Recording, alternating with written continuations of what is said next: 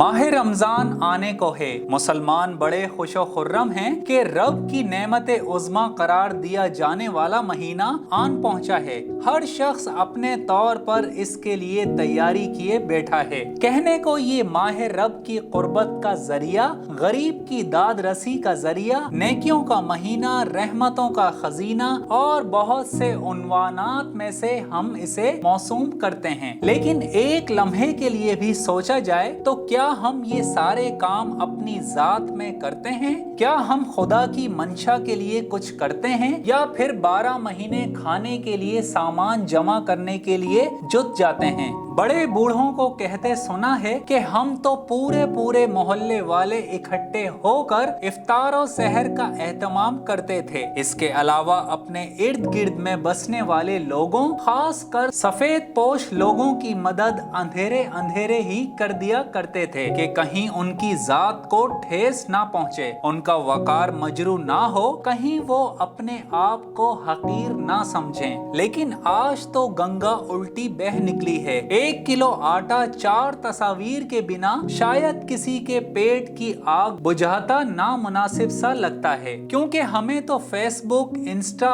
और दीगर social websites पे पजीराई दरकार है। नमूदो नुमाइश का कारोबार करना जरूरी है, चाहे फिर किसी गरीब का चूल्हा ही क्यों ना बंद हो जाए, चाहे किसी सफेद पोशी की चादर ही तार तार क्यों ना हो जाए। मुझे कुछ अरसे पहले पंजाब में रोनुमा हुआ एक वाकया बहुत सताता है कि एक बूढ़ा शख्स जो रोटी मांग मांग कर चौराहे के बीच में दम तोड़ गया था, तो सामने से एक बड़े कारोबारी शख्स ने दिया दिखाई और हातिम ताई की कब्र पर लात मारते हुए चौराहे पर खड़े होकर ऐलान किया कि इसके खत्म पर 3 देगे मेरी तरफ से होंगी। वहीं मुझ जैसा एक कम अकल शख्स भी गुजर रहा था, जिसने माजरा जानने के बाद उन साहब से कहा कि साहब अब तो अपनी नाक ऊंची करने और अपनी वाहवाही के लिए तो सखाफत का दरिया बहाने का ऐलान कर दिया, लेकिन जब वो बूढ़ा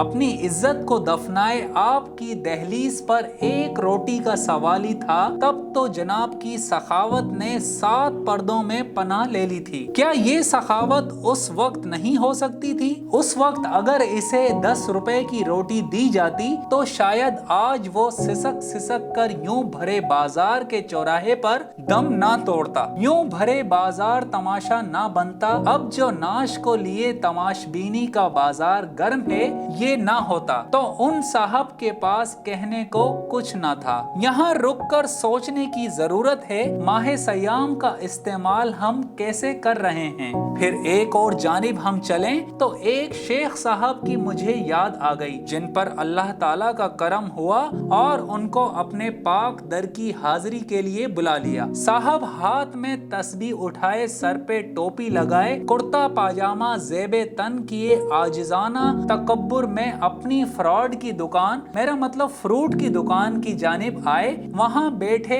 अपने बेटे को फखरिया अंदाज में फरमाने लगे, बेटा नमाज मत छोड़ना, तस्बीह भी बराबर पढ़ते रहना, हर वक्त बावजू रहना, और हाँ याद रखो कि अपना मुनाफा बिल्कुल जो समझाया है उसे कम ना करना, क्योंकि यही महीना है सारे साल का कारोबार करने का। एक बात और ध्यान में रखना कि ये जो ढोंगी बने चले आते हैं, उन पर तरस खाकर सस्ता कभी ना बेचना, बल्कि उनको दुगने दाम बताकर चलता करना। अपनी तस्बीह का टाइम जाया ना होने देना। अफसोस के दीन की बागडोर संभाले हम सो कॉल्ड मुसलमान, नाम तो शायद मुसलमानों वाले रख लिए हैं, लेकिन काम बदतरीन कर रहे हैं, क्योंकि रमजान के आते ही बैरून मुमालिक, जिनको हम गैर मुस्लिम कहते हैं, मुसलमानों के लिए अपने तमाम तर कारोबारी मराकिज पर 50% सेल लगा देते हैं, ये ख्याल करते हुए कि कहीं मुसलमान अपने इस त्योहार को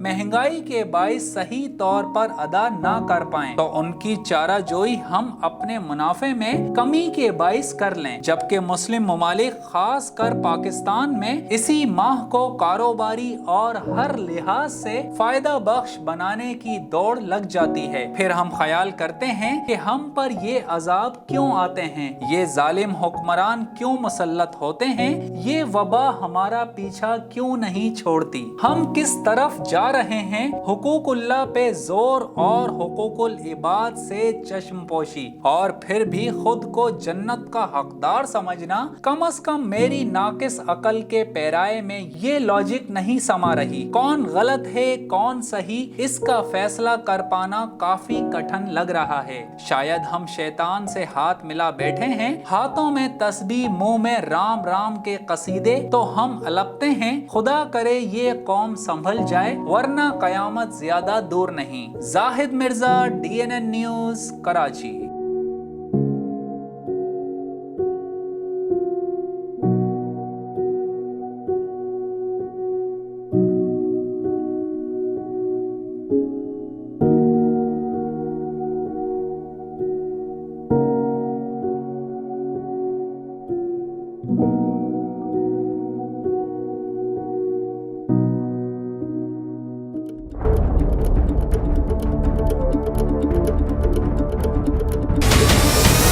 ہمارے چینل کو سبسکرائب کریں اور بیل آئکن پر کلک کریں۔